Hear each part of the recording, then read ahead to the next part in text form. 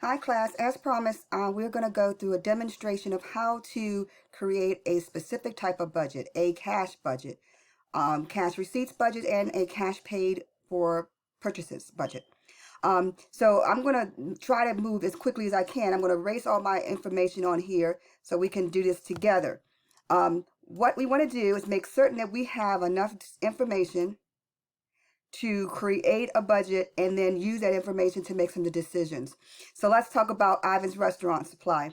They have they want to create a budget for 2 months for the upcoming year and the information on their cash receipts and their disbursements. I'm going to deal with the cash receipts right now. So I care about part A, and it says here 70% of their sales are in cash and 30% in credit. And their credit sales are collected 10% in the first month or the month of the sale, and the rest, which is 90%, is going to be collected in the next month. So I'm going to, before I put all this information in this place here in the yellow box here, I'm going to use the Excel spreadsheet to kind of navigate through to make it a little bit easier to think about it, because when you're talking about last month and adding this and that, it gets a little confusing. So let's assume, and I'm going to put also on here December, and you'll figure out why I'm putting December here in a minute.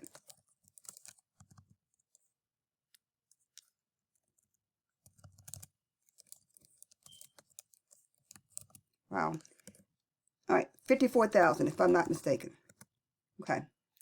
So with that in mind, let's get started. And I'm going to do all of this in this little section, and then I'll transfer it over. And I think it'll make all the sense in the world. Sales are received in cash at the time of sale, the month of sales, at 70%. So using a formula within Excel, I'm going to create computation that shows me 70% of my cash sales. And I'm going to make it look a little bit prettier by getting rid of all the zeros.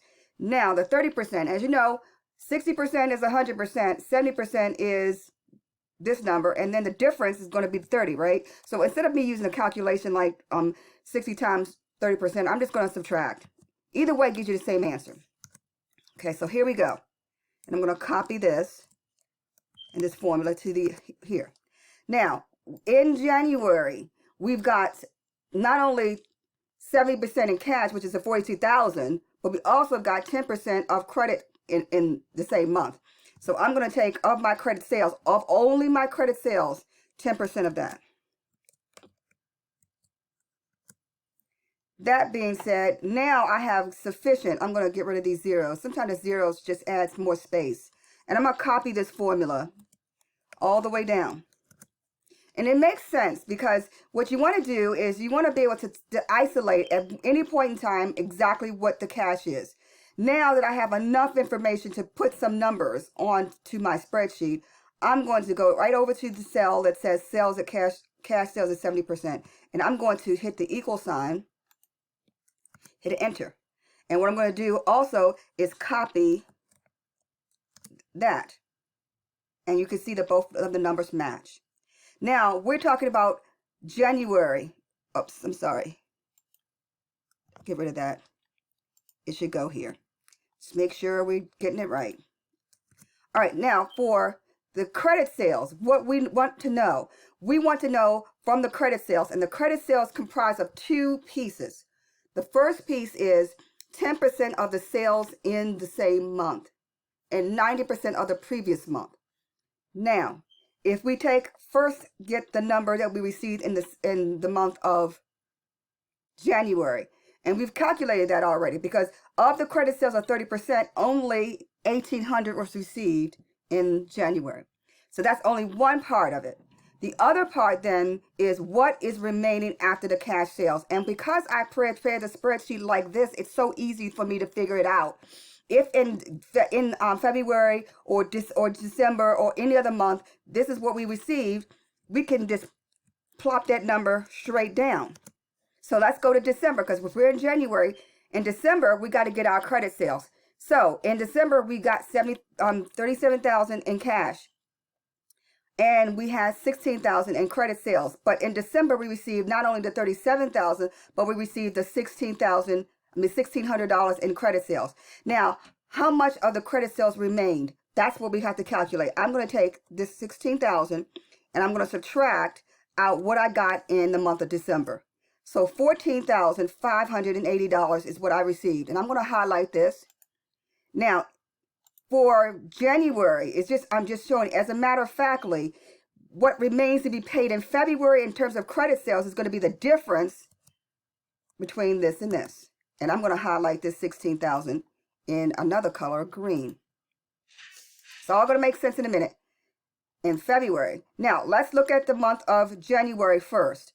January has two numbers. The first number is going to be the $1,800, right?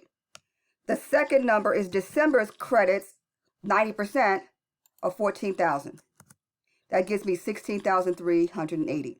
Now, the next step is we've got our cash sales for February because we took 70%.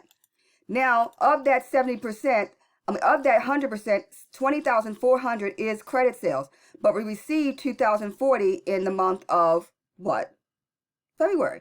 So we received 47,600 plus we received 2,040. Now we also have to deal with the January money. The money that we have on credit that we have yet to get paid for is not the 1,800. It's the difference between the 1,800 and the 18,000 in my credits in January. So I have to take the, and I'm going to give this a different color. I have to take the $2,040, which is here, and add January's number, which is the 16,200.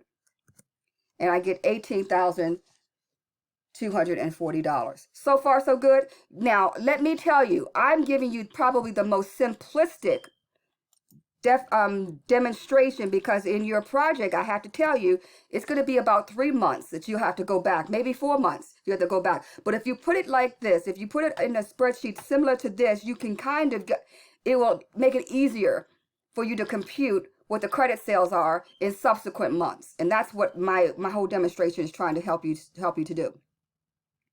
So here we go. Now, the next step here, and you do the same thing in your project, you're going to have to do your sum. Remember, we're going to have to add. You can use your calculator as well and just plug in the whole number. It's all about your level of proficiency in Excel. Use your calculator, type up the numbers, and plug it into the space, you're fine. If you use your Excel spreadsheet and you use the sum function, that's fine too. Work and do the best you can. So I'm hoping that this particular budget, very, very simple, can be made a lot more organized and you can be assured of an accurate answer. Now, the next step is we're going to work on the cash payments for material purchases. So just 1 second, let's look at the data we have here. We have purchases for December, purchases for January, and purchases for February. And then we have our totals. All right, now we're going to set this up. So give me a minute. I'm going to set up the problem so that we can easily compute the answers. Okay, now let's plug in some numbers. We have actual materials were purchased in December were 23,000. The company's purchases of direct materials in January were budgeted to be, and I'm going to take this and make this a little bit easier for us to read. And just want to make sure that we can read it and follow along together. Hope this makes sense. Let's make it a little bit bigger. Hold on. Make it a little bit bigger. That's a little bit better. Okay. I'm going to go down now. Now what we need to do,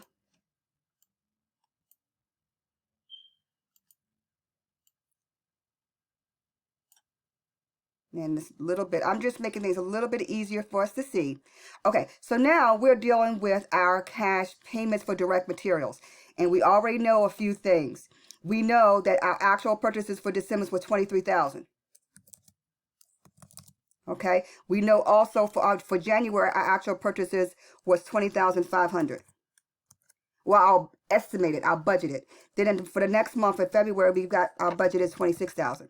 So I plug the numbers in, total purchases. Now, according to this, all purchases were paid 40% in the month of the purchase and 60% in the following month.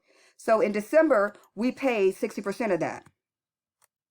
And I'm just doing a little mathematics here so that when I put the numbers into the little spreadsheet here, it makes a sense. The rest of it we paid the next month. So I'm going to take the difference between what we paid currently in the current month and the balance is left over. Then I'm doing the same thing here. Hopefully this spreadsheet will work. My goal with you is to help you organize the information in such a way that it's easier to plug it into the spreadsheet or the little area here. So I don't want you to get all upset about the organization of it. I just want you to organize it in a way that makes sense to you so that you can get the information and is accurate. And if you do make a mistake, you can kind of figure out what you did wrong. So that's why I'm doing it in this way instead of just plugging the numbers in the cell. This is how I calculate it. I wanted actually for you to see it. So in January, same thing. We're estimating that we're going to be paying 0.40%. Yes, 40% in the month of the purchase, and the remaining 60% in the following month. Let's do the same thing here. We're going to take 40%, pay it in the current month, and the rest we pay in the following month. And I'm just doing a subtraction to know what that balance is. It will be a little bit more complicated if you've got 3 or 4 months going on, so be careful. And it's especially important if you have 3 months to deal with, as opposed to just 2 months, or if you have 4 months to deal with, because that way it gets more and more complicated, it has more and more layers. So it's important to organize the data, whether it be on a sheet of paper like this or on an Excel spreadsheet. So I'm going to use a spreadsheet because I think it makes it a little bit easier for me to explain in this video. But you do what's right for you. All right, so I think I've got it organized in a way, I think. Let's look at it. So now we want to know what our December purchases are. Now, December purchases are going to be the ones that we have to pay in cash. Remember, we're only going to show what we paid in cash because we've actually purchased 13,000. Well, actually, we purchased, let me make sure I'm doing my, let me change this, 0.4, not 0.6. There we go. There we go. We're in good shape. Okay. To make sure everything is 0.4, 0.4. Good. All right. So in December, we purchased some items of 23,000. We paid in December 9,200. What did we pay in January? 13,800. And that's what I want to put here. 13,800. Now, let's deal with our January purchases. Here they are. We purchased $20,000 worth of stuff, but we did not pay all of it. We paid only a portion of it. How much did we pay in cash? Well, we only paid this much. So I'm just going to take that number and just move it over here. We paid 40%. And then for February, I'm going to do the exact same thing. And for February, we purchased, or we are guessing, we're going to purchase 26,000 in items. So we're going to put down that 10,000 for. That's what we're going to be paying in cash, 40%. At the day of purchase. So now we're pretty much okay with January. So I'm going to do a save function. So in January, we've got 22,000 of monies being paid out for purchases of direct materials. Now we're not done for February. So let's go to February and deal with that. Of that 20,500, 8,200 was paid in January. But the rest has to be paid in February. So that 12,300 has to be paid. So let's do an equal sign. And now we are basically done. So I'm going to run a sum. And I'm going to add these columns to the side. And I'm going to copy all the way down. Not this part here. And then I'm going to copy the, and now we are finished. We were able to create a cash collections budget and a cash payments for direct materials budget. The process is exactly the same. I only caution you to be very careful when you're dealing with more than 2 months. It gets a little bit hairy. So make sure that you set the problem up correctly, have it neat and organized, and you should have no problems at all arriving at the correct data. I do highly recommend using some kind of tabulated or column formula like this so that it will be easy for you to see exactly what needs to be in the appropriate cells. I hope this is helpful to you, and if it is not, let me know. If you have any questions, let me know that too, and I am also available to look at your worksheets when you are done. Have a good one.